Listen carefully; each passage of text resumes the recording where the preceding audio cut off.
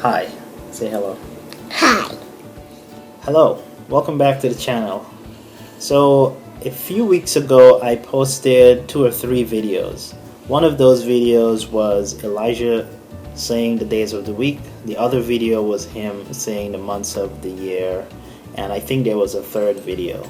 The purpose of those videos was to start a conversation, to stir your imagination, to cause you to reflect on what is possible. How old are you now? 3. Good. So Elijah's now 3 years old. So the point of the video was really just to show that what is possible. Talk. I'm doing my sight words, but I can't hear the sound. Alright. So the point of the video was She's here. My sister is here.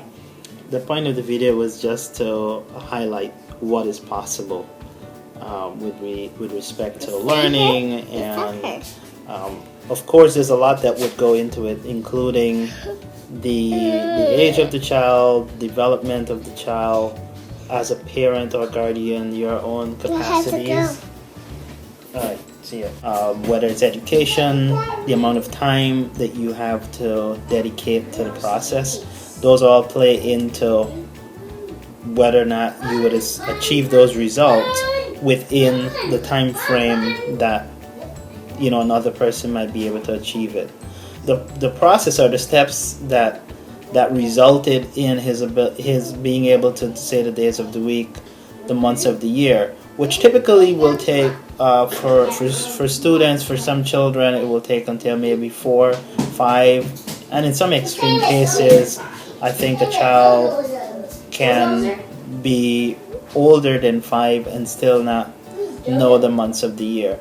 But the piece that I wanted to highlight more than anything else in those videos was the singing and the real integration of movement, rhythm, and music in the learning process.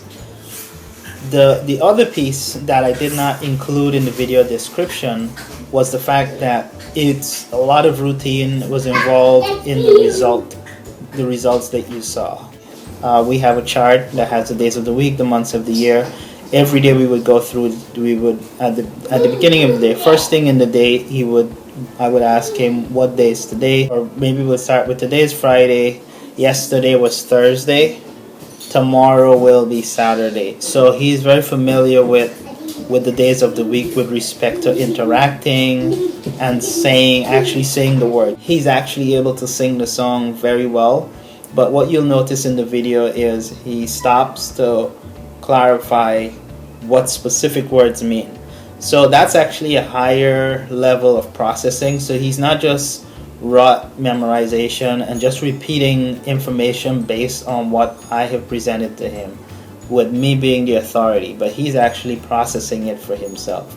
Part of that processing is what was demonstrated with him stopping, because as he was singing the song, he's touching. I asked him to touch the words, and he was just touching them mechanically, and he is looking at them and recognizing that some of the words he's touching is out of sync with what he's saying or what he's knowing in his head to be true. The other component to what was part of those results is there are 2 approaches to learning how to read, obviously, and a big one is learning lots of sight words, and he does know quite a few sight words. But I think the dominant approach that we took for learning how to read is phonics. So his phonetic awareness is pretty well developed. So when he's looking at the words, he is attempting to make that connection with what he's saying and what he's touching. So that's what created some of the pause. But once he got his information confirmed, you will notice that he was able to sing it with confidence, because now he was sure. And something similar happened in the video for the months of the year, where he looks at I asked him to say it before he sang it, and he could sing it just as well. But once it's time to say it, he has to think about it, because if he says January, February, and he skips down to something else, it has to make sense. So you notice that I would push him, and then what he's doing is he's looking at those words and attempting to understand phonetically if they're accurate with respect to what he's saying or what he knows. So June and July, obviously both of them start with J, and it's easy enough to recognize that they're similar, but it requires a little bit more concentration and phonetic awareness to tease out that one is the June and the other one is July. So you have to go all the way to the third letter in order to be able to sense that distinction.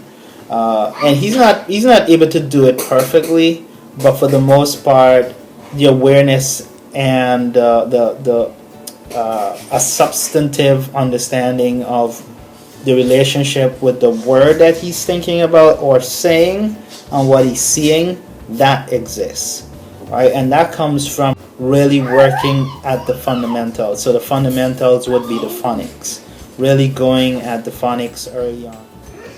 All right, so to bring it all together, to get the results that you saw in those videos, Elijah saying the days of the week, the months of the year, and I think there's something else that we're doing with multiplication. It's really a process. It's nothing magical. There's probably a genetic factor. There always is, but I think it's probably more 50-50. And I've seen this with our children, and the progress that they're able to make if we're able to give them a few minutes a day. It really doesn't take a whole lot, just a few minutes a day going through the same thing. If it's the days of the week, just finding a routine. Every day you start off with the same thing. What day is today? Today is Sunday. Yesterday was Saturday. Tomorrow is Monday. Right? Just having that routine and then going through the days of the week and having them go through it with you. Even if they're not participating 100%, they're learning. There's learning happening. And to fill that out, to really make that more robust, is to make it as integrated as possible. So you want to be talking about the days of the week as often as you possibly can, as well as just really bringing in the five senses.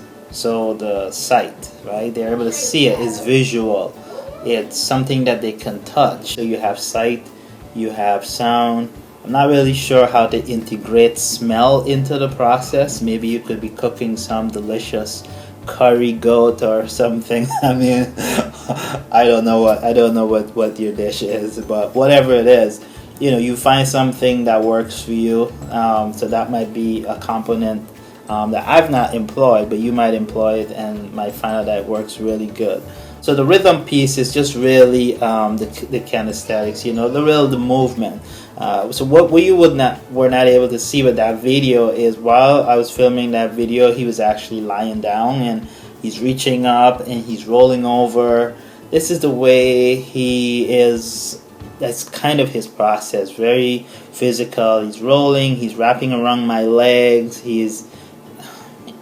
I'm not sure what he's doing, but you heard the excitement with which he sang the song, and once he was done, he was super satisfied. And even though he's done it before, right? He's satisfied with the accomplishment.